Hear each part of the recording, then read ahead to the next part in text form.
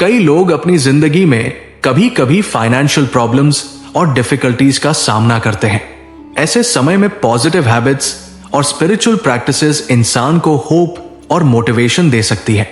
आज हम बात करेंगे एक ऐसे वाजिफा के बारे में जिसकी आदत का फायदा यह हो सकता है कि इंसान स्पिरिचुअली स्ट्रांग महसूस करे और पॉजिटिव माइंडसेट डेवलप कर सके।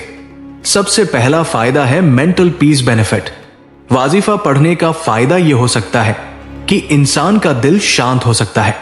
मेंटल पीस का फायदा यह है कि इंसान स्ट्रेस सिचुएशंस को बेहतर तरीके से हैंडल कर सकता है।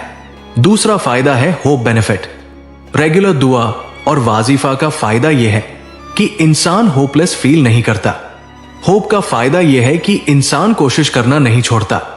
तीसरा फायदा है डिसिप्लिन बेनिफिट। रोज एक स्पेसिफिक टाइम पर वाजिफा पढ़ने की हैबिट का फायदा यह है कि रूटीन डेवलप हो सकता है। रूटीन का फायदा यह है कि लाइफ ऑर्गेनाइज हो सकती है। चौथा फायदा है पॉजिटिव थिंकिंग बेनिफिट। दुआ और वाजिफा का फायदा यह हो सकता है कि इंसान नेगेटिव सोच से दूर रह सकता है। पॉजिटिव थिंकिंग का फायदा यह है कि इंसान अपॉर्चुनिटीज को नोटिस कर सकता है। पांचवा फायदा है स्पिरिचुअल कनेक्शन बेनिफिट। वाजिफा पढ़ने का फायदा यह माना जाता है कि इंसान अपने क्रिएटर को याद करता है। इसका फायदा यह है कि इंसान ग्रैटिट्यूड डेवलप कर सकता है। छठा फायदा है पेशेंस बिल्डिंग बेनिफिट। रेगुलर दुआ करने का फायदा यह है कि इंसान सब्र सीख सकता है। पेशेंस का फायदा यह है कि इंसान लॉन्ग टर्म सक्सेस के लिए स्ट्रांग बन सकता है। सातवां फायदा है कॉन्फिडेंस बेनिफिट। स्पिरिचुअल प्रैक्टिसेस का फायदा यह हो सकता है कि इंसान खुद को अकेला महसूस नहीं करता। इसका फायदा यह है कि कॉन्फिडेंस बढ़ सकता है।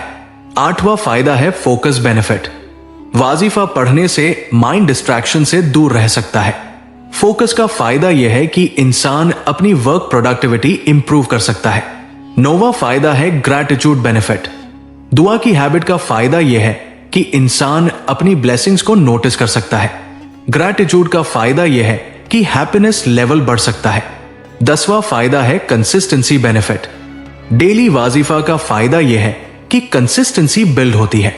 कंसिस्टेंसी का फायदा यह है कि सक्सेस हैबिट्स डेवलप हो सकती है।